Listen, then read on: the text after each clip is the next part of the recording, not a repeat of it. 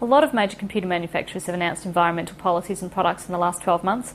This has been in response to consumer demand for products that have less impact on the environment. A major factor is how much power electronic devices use.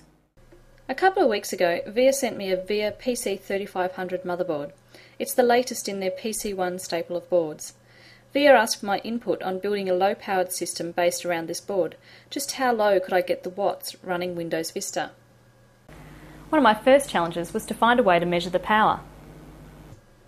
I eventually found a device called a kilowatt, designed for 120 volts, which is the standard voltage used in the US and some parts of Asia. Since I'm in Australia, I had to get a transformer to convert the 120 volts to 240 volts. The kilowatt meter can measure volts, amps, watts, hertz, and kilowatts per hour. It allows you to measure any electronic device that gets plugged into mains power. The first thing I want to show you is this mid-range PC. It was built to test Vista and its drivers. During boot up, it reaches around 225 watts. During intense 3D applications, like World of Warcraft, it draws 260 watts. Idle, it fluctuates between 150 and 205 watts. So that's the type of power draw with a standard power supply and mid-range hardware. That includes the appropriate number of fans to keep it cool. How can we reduce this power usage? The VIA PC3500 comes with integrated network, sound, graphics and CPU. The CPU is embedded on the motherboard. It's a VIA C7D processor and it draws a maximum of 20 watts. I tested a number of different PSUs.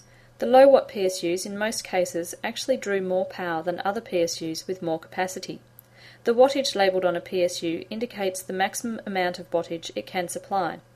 Just because it says it's 380 watts doesn't mean that it will consume 380 watts. It's only going to consume the power drawn on it from the devices connected to it. All PSUs also waste power through resistors, capacitors and cooling within their own design. The power supply I chose to use is the Antec EarthWatts. It's more than 80% efficient at 20, 50 and 100% load. It has received the 80 Plus certification. This particular PSU, compared to every other one I have in my office, reduced the power drawn by the system by up to 20 watts. When building this system, I considered the practicality and price. Laptop hard drives and solid-state drives do suck down less power than SATA or PATA, but they are a lot more expensive and it means the overall design of the system cannot fit into a normal case. Choosing a mid-level hard drive does save you overall power. The difference between a 7200 RPM SATA drive and a 5400 RPM PATA drive was 6 to 10 watts constant power draw.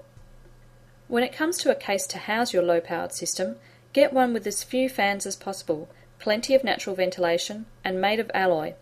Alloy is a much better heat conductor than steel. The VIA PC3500 motherboard is a micro ATX form factor.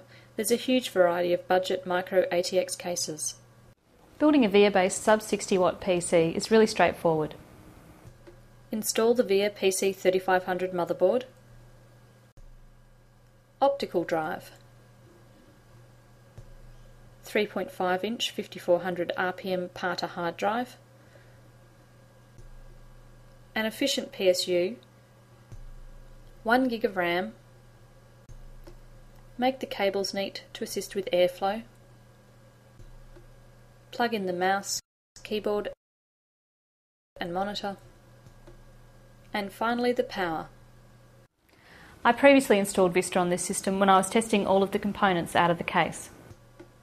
During my tests, the system has had a maximum power spike of 58 watts during boot up. When it's idle, it sits under 40 watts. The CN896 chipset features VIA Chrome 9 HC integrated graphics, which has received the Windows Vista Basic logo. The graphical interface Aero does not run. The Vista Basic GUI runs instead, and Vista is quick, smooth and responsive. Running Windows Vista's performance test, power consumption doesn't go over 50 watts. In fact, the only time during system use that I have seen the system go over 50 watts is when it's playing a DVD. The VIA PC3500 system consumes just 22% the power of this system, which is representative mid-range PCs. If you apply that to a lab of, say, 30 PCs in a school, university, call centre, the cost saving of the energy bills is really quite impressive, not to mention the environmental benefits.